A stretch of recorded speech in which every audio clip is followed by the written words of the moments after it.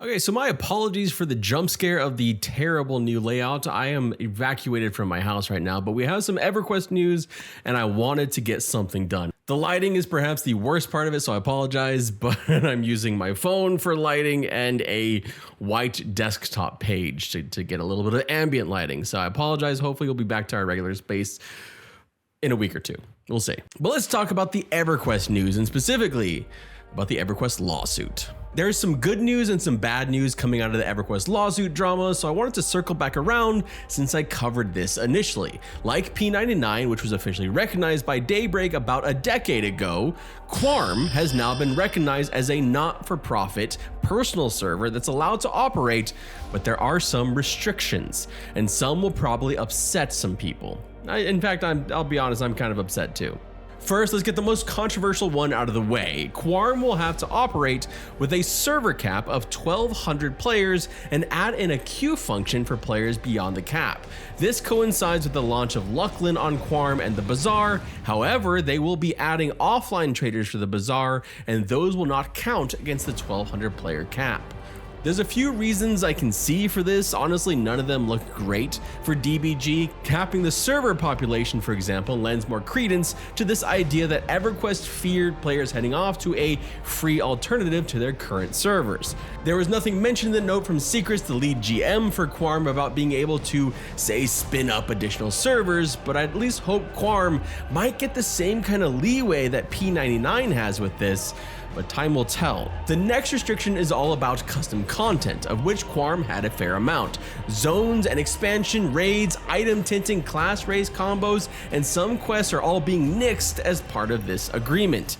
This is the real casualty to me because it really caps creativity of your fan base, and I don't think that's really a good idea. And while many people may look at the population cap as the biggest issue of these restrictions, this to me is the one that really sucks. Daybreak is perfectly within their rights to do this, but that doesn't mean it feels right, looks good, or doesn't come across as very heavy-handed. The comparison I could make here is if Broadsword came out and told UO Outlands they can continue to operate, but have to remove all of their custom content. And that's a bit of a ham-fisted example because UO Outlands is essentially an entirely custom server, but still, you kind of get what I'm getting at here. You're taking away a lot of the heart and soul of this project. This is much more restrictive than I'd hoped for, especially on a custom content front. What this does, at least for me, is it puts a whole lot more onus on Daybreak and EG7 to do more with Everquest, because if they are curtailing custom content, admittedly from their owned IP, they need to offer an alternative. If we end up here in a few months or years with a press release that the planned new Everquest game gets canceled so EG7 can invest in AI, I'm gonna flip a damn table. This agreement zeroes in on more than my initial thoughts about why Daybreak was initially suing the other emulator server though. I was initially thinking it was mostly due to THJ, the hero's journey, taking money from its players, which is of course part of it, since these servers can only operate as not-for-profit fan servers, given the new 2 different agreements we've seen from Daybreak with P99 years ago and now with Project Quarm. But the player cap plus the custom content rules seem to be driving factors, and this kind of points to the hero's journey potentially being unable to reach an agreement like this with the breadth of their own custom content, specifically their class combination system and item leveling systems, those kind of being key to the server's existence. If they won't allow XR rogues on Quarm, I doubt they'd allow Necromancer, Shaman, Mage hybrid classes on the hero's journey. And with the hero's journey taking donations for their legal defense right now, I don't think this is going to end in the amenable way that I'd at least hope for.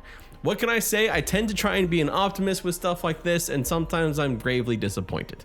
No matter where you fall here with the emulator servers and official servers, at least one question has been answered in perpetuity.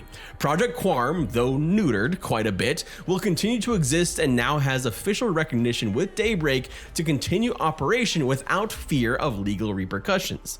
And as always, with this, these kind of like especially sensitive topics, don't be a dick in the comments, please. Just appreciate it if you're kind of like nice to other human beings or the bots. You can be nice to them too. If you want to dig a little bit more into all of this, I've linked some sources down below of this most recent stuff, but we're just gonna have to wait and see exactly what happens with THJ and how this legal proceeding plays out.